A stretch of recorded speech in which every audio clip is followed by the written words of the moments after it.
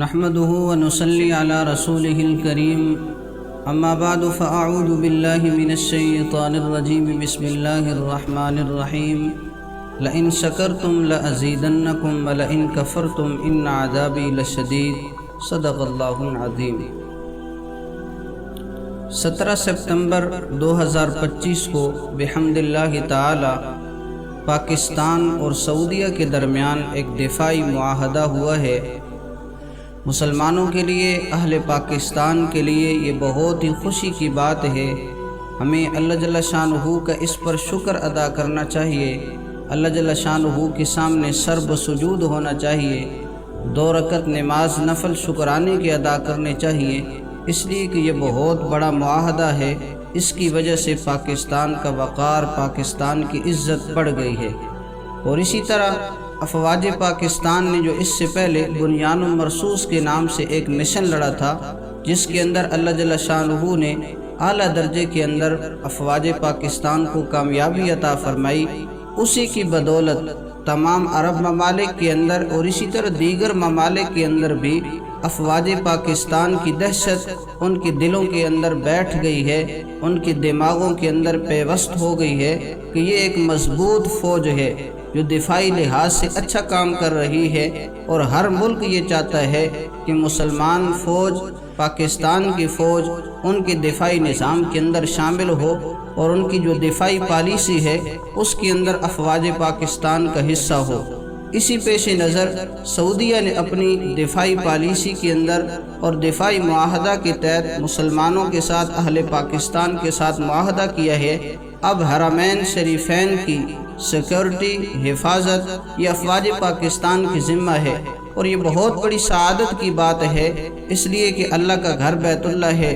سب سے پہلے اسی گھر کی تعمیر کی گئی ہے۔ ان اول بیت وضع للناس، سب سے پہلے جو لوگوں کی عبادت کے لیے گھر بنایا گیا ہے وہ بیت اللہ ہے۔ اس کی کئی مرتبہ تعمیر ہوئی ہے، بہرحال اس کی بنیادوں کے اندر، اس کی تعمیر کے اندر حضرت سیدنا ابراہیم علیہ السلام، ان کے بیٹے حضرت سیدنا اسماعیل علیہ السلام کا ہاتھ ہے۔ اسی طرح تفاسیر کے اندر لکھا ہوا ہے کہ اس کی تعمیر ابتداً فرشتوں نے بھی فرمائی ہے، تو لہٰذا اللہ جل شانہ کا ایک تو مقدس گھر ہے، اور باقی جو تمام مساجد ہیں وہ اس کی بیٹیاں ہیں۔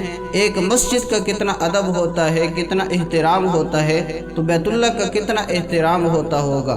اور اسی طرح پھر اس کی حفاظت کے لیے افواج پاکستان کا تعین ہو جانا، یہ اہل پاکستان کے لیے، افواج پاکستان کے لیے سعادت کی بات ہے۔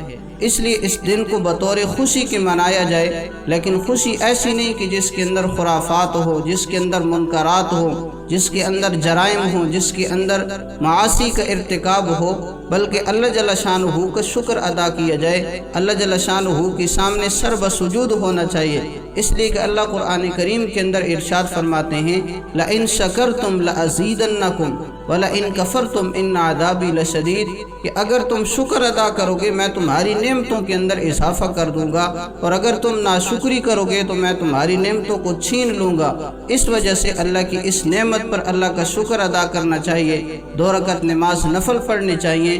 اور اسی طرح یہ تصویر کتنی خوبصورت لگ رہی تھی کہ ایک طرف شہباز شریف تھے، ایک طرف اسی طرح سعودیہ کے ولی عہد تھے، اور اسی طرح ہمارے سید عاصم منیر بھی ان کے درمیان موجود تھے۔